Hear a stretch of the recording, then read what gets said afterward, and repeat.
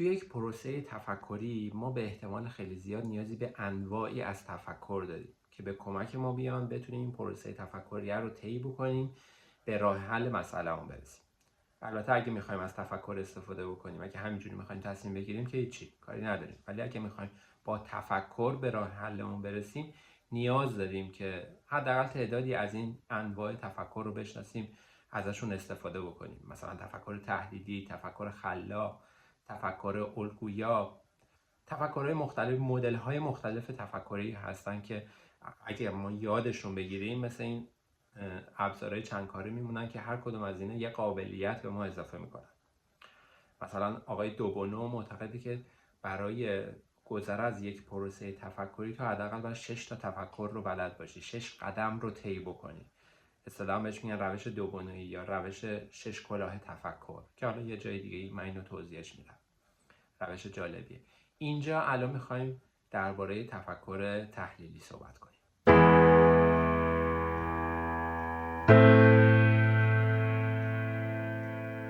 خب ببینیم، وقتی که ما میخوایم یک مسئله رو حل کنیم، اول از همه باید یک قدم شناختی برداریم. یعنی اصلا ببینیم مسئله چیه، تعریف مسئله رو درست کنیم و بعد شروع بکنیم به جمع کردن اطلاعات پیرامون اون مسئله و ببینیم مثلا چه خبره، داره چی میگذره. برای این قدم، برای اینکه این استپو بتونیم برداریم، نیاز به تفکر تحلیلی داریم. در واقع تفکر تحلیلی به ما کمک میکنه که اطلاعات رو به درستی جمع بکنیم، اونها رو دسته‌بندی بکنیم و بعد تحلیلشون بکنیم.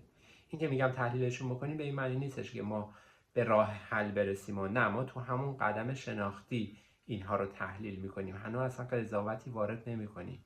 توی تفکر تحلیلی اصلا اشتباهه که ما بخوایم قضاوت‌ها، برداشت‌ها، حتی احساسات شخصی رو بخوایم وارد تفکر تحلیلی بکنیم. اصلی ترین و مهمترین چیزی که توی تفکر تحلیلی باید رعایت بکنیم موضوع واقع بینیه. یعنی ما باید با فکت ها، با اطلاعات مستقیم در ارتباط باشیم، نه اینکه اونها رو قاطی برداشت‌های شخصیمون بکنیم، نه اینکه اونها رو بخوایم قاطی در واقع قضاوت هامون بکنیم یا اونها رو سو بدیم به سمت و سوی خاصی، یا مثلا مثبتشون کنیم، منفیشون کنیم، احساسات قاطیش کنیم.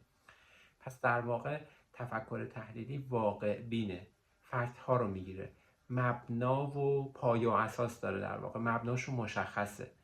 میگه آقا منابع من مشخصن، منابعم معتبرن.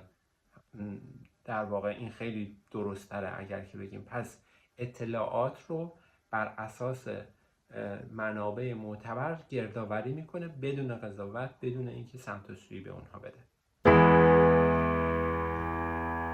پس تفکر تحلیلی احساسات نداره، مثل کامپیوتر میمونه، اطلاعات رو همون جوری که هست منتقل میکنه. فکر کنین کامپیوتر هواپیما میخواست مثلا خبر از کار افتادن یه موتور سمت چپ رو مثلا یه جوری به شما بگه که شما ناراحت نشین، یهو شوک نشین یا هر جور دیگه. این رو با کمی تأخیر بخواد به شما بگه، یا اون رو یه جوری بذارش تو زرورق، یه ذره لایتش بکنه یا نرمش بکنه یا خیلی شدیدتر بدترش بکنه از اون چیزی که هست به شما منتقل بکنه، اگر که شما در واقع مقام خلبان اونجا بودین. و خب شما عملا نمیتونستین تصمیم درست رو بگیرید، نه در زمان درستش میتونستین تصمیم رو بگیرید، نه تصمیم واقعی رو میخواستین بگیرید اگر اون میخواست تغییر بکنه. شناخت مسئله، این گردآوری اطلاعات همینقدر مهمه.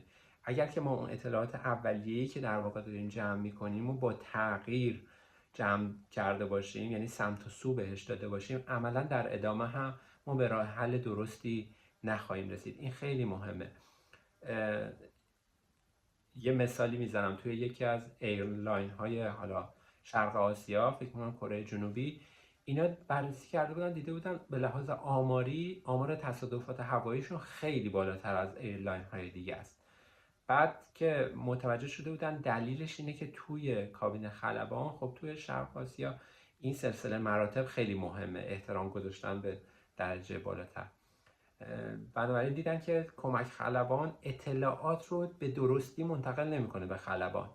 اینها رو حالا با یه مکسی یا مثلا یه ذره تعدیل شده و با اون احترامی که لازمه و اینها منتقل میکنه و بعد همین باعث شده بود که سوانح هوایی زیاد بشه. که بعد بررسی کردن یه سری راه حل داده بودن. مثلا یکی از راه حلاش خیلی جالب بود، میگفتش که قاعده کرده بودن دیگه افراد توی کابین خلبان همدیگه رو با اسم کوچیک صدا کنن، چون میخواستن اون حس صمیمیت اونجا در واقع یه ذره بیشتر بشه و اینا بتونن ارتباط بهتری با همدیگه، ارتباط درست‌تر، سالم‌تر و مستقیم‌تری بتونن با همدیگه بگیرن و بعد آمارشون بهتر میشه به مرور. پس این رو حواسمون باشه دیگه. مهمترین نکته تفکر تحلیلی چی بود؟ واقع بین بودن، خارج از احساسات بودن، خارج از قضاوت بودن.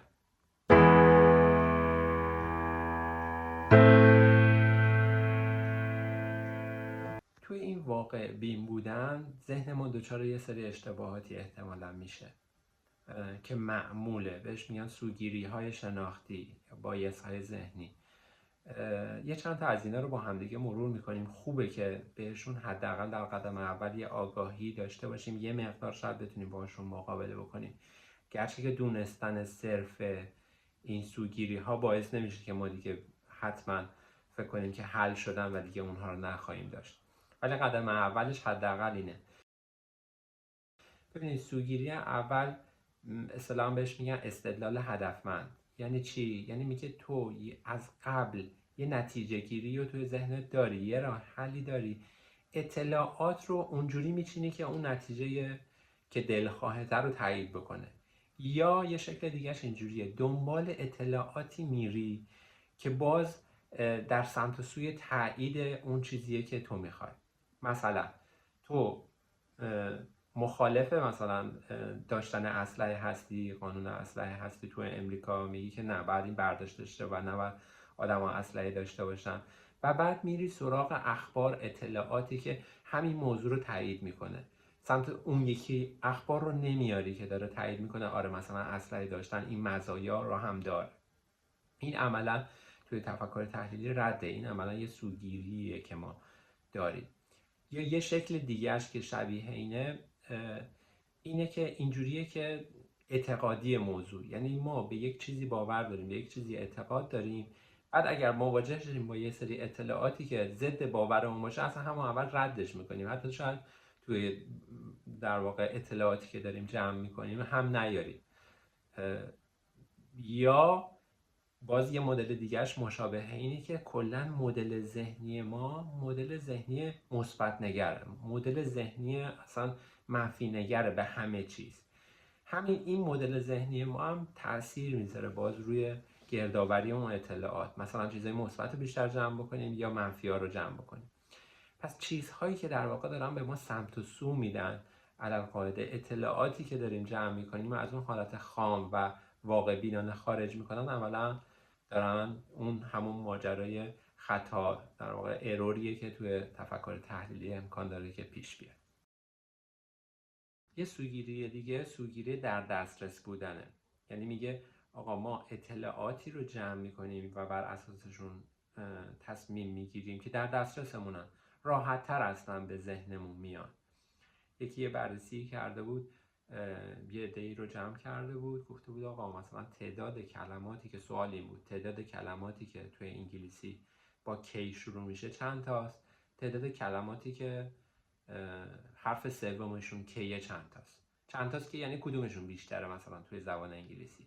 خب اکثریت گفته بودن، اکثریت قریب به اتفاق گفته بودن اونایی که با کی اول شروع میشه، در صورتی که کلماتی که حرف سومشون کیه عملا 2 برابر اون یکی کلماتی هستن که حرف اولشون کیه. امیدوارم واضح باشه این چیزی که گفتم. به هر حال موضوع اینه، اصلا یه چیز ساختار ذهنی ها، چون ذهن کلمات رو با حروف اولش توی حافظه نگه میداره، بنابراین خب اونها بیشتر به ذهن آدم میان و بعد مرور میکنی میبینی اینا رو من بیشتر دارم، اینا رو من کمتر دارم، خب میگی پس اینا بیشترن. این تیکش اشکالی نداره، اون تیکش اشکال داره که ما این رو میگیریم مبنای یه سری تصمیم گیری‌های بعدی، نمیریم با منبع معتبر این رو سرچ کنیم، جستجو کنیم، اصل ماجرا رو در بیاریم، بر اساس برداشت‌های ذهنیمون، بر اساس اولین اطلاعاتی که در دسترسمونه شروع میکنیم پروسه تفکری رو پیش بردن. اینجاست که مشکل به وجود میاد. یه سوگیری دیگه سوگیری لنگر انداختنه. این میگه ببین ما معمولا اولین اطلاعاتی که به دست میاریم رو مبنا قرار میدیم برای قضاوت کردن درباره بقیه اطلاعاتی که به دست میاریم. یعنی میگه اون اولین اطلاعاتی که به دست میاریم برای ما خیلی مهمه، مثل یه لنگر میمونه، اون تکیهگاه ما میشه و بعد بقیه رو با اون مقایسه میکنیم.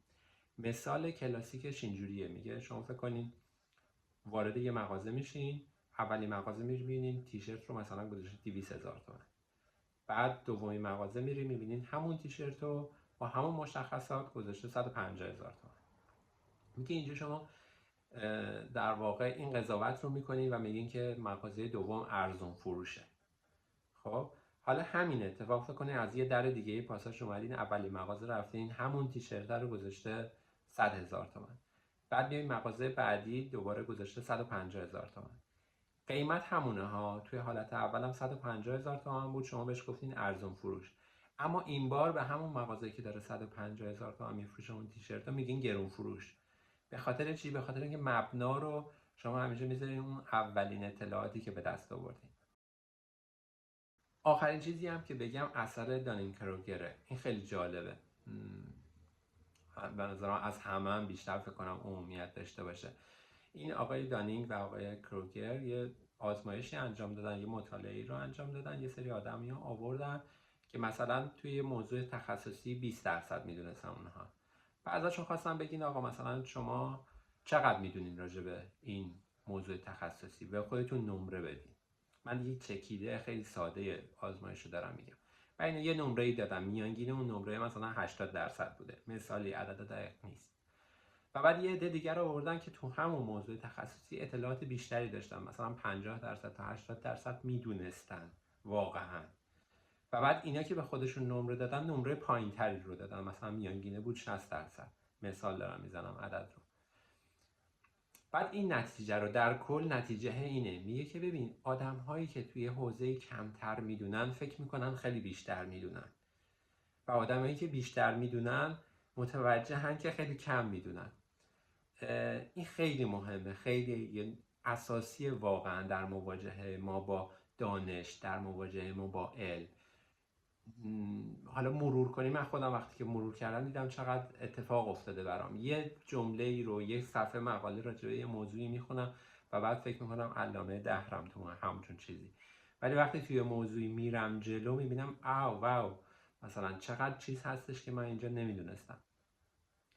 و این توی اتفاقات کوچیک، توی تصمیم گیری های کوچیک تاثیرگذاره و اتفاق میفته. ما با یک نگاه، با یک تجربه، با یک جمله‌ای که از یه نفر حتی میشنویم، میگم یعنی تو جای روزمره ما این داره کار میکنه. با همون یه جمله تصمیم میگیریم که یا قضاوت میکنیم که فلانی چجوریه. خلاصه این که تفکر تحلیلی رو گفتم بهتون، یه چکیده‌ای درباره‌اش، یه سری سوگیری‌ها رو گفتیم. چی بود چکیده تفکر تحلیلی؟ میگه واقع بین باش، اطلاعات رو جمع آوری کن، سمت و سو به اونها نده.